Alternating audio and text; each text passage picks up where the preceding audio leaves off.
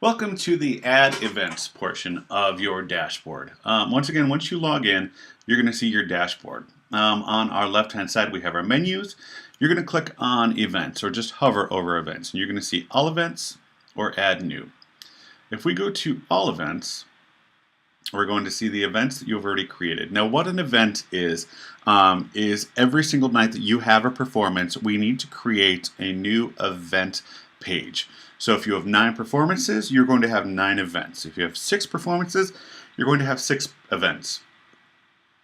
What is right now in your events page is our show title goes here. Again, this is just your template, so you can kind of see how everything works. When you click on the show title goes here, what you're going to see is everything laid out. If you want to create a new event, all you have to do is click Add New and go through all of these steps.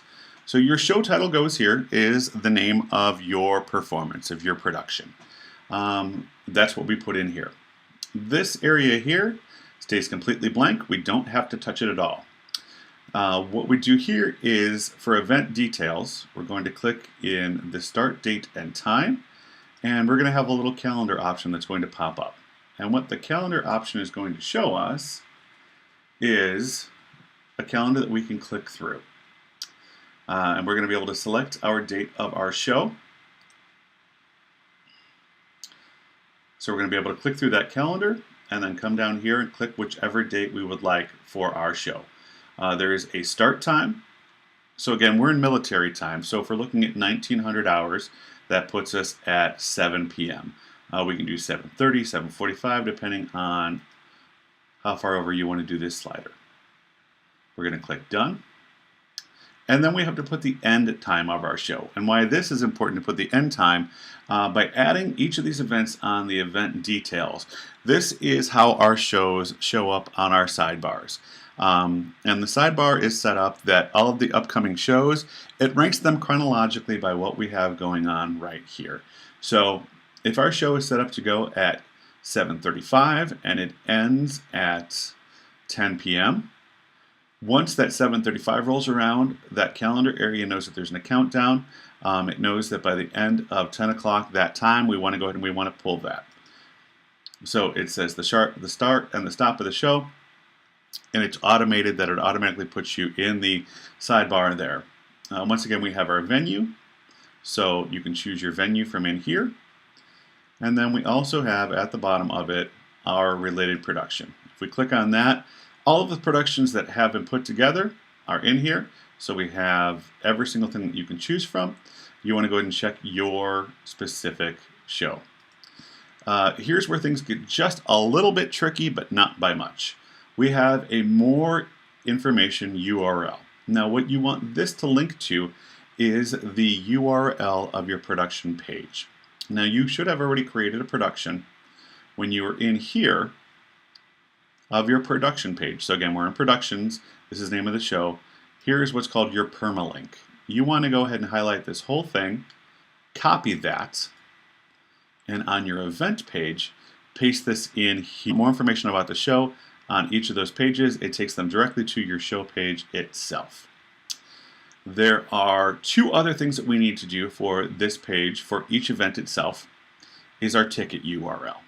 This is wherever you want it to link to brown paper tickets or any place on your site that you want people to be able to buy tickets for your show. And again, underneath that we have a ticket on sale date. So if your show doesn't go up until December 15th and you don't want people to buy tickets until December 1st, you can select in here tickets on sale December 1st at a specific time. The very last thing to go ahead and take care of on each event page is what's called our featured image. If there is no featured image there, which most of the time there will not be, there's an option to select your featured image.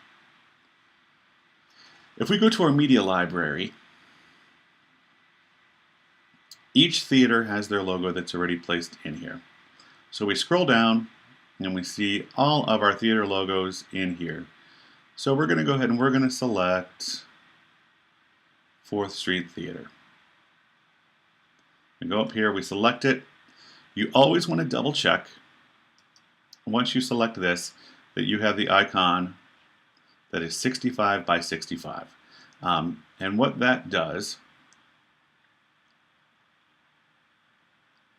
if we go to our main page, our main Neative page, we're going to open that in a brand new tab.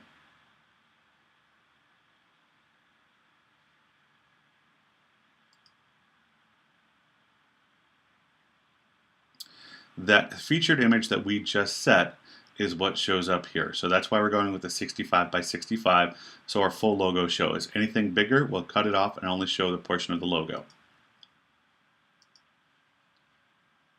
Once we have everything set, we go up to our Publish window here.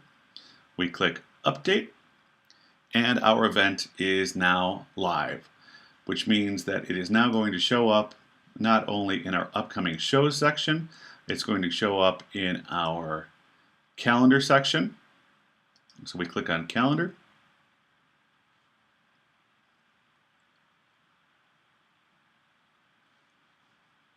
And we get each of our dates. Now, one of the main reasons that we want to set an event for each day is if we set our event to go from 8 p.m. on Friday until 2 p.m. on Sunday, you're going to see a line that goes through all of these, and that's not what we want. We want people to be able to get more information and to buy tickets for each individual show. So that's why it's important that we have a different event for each of our show dates. Again, if you have any questions, please feel and reach out to webmaster@neative.org. More than happy to answer any questions that you have. Those are the two areas right now that most theaters will be using as production and events. Thank you so much.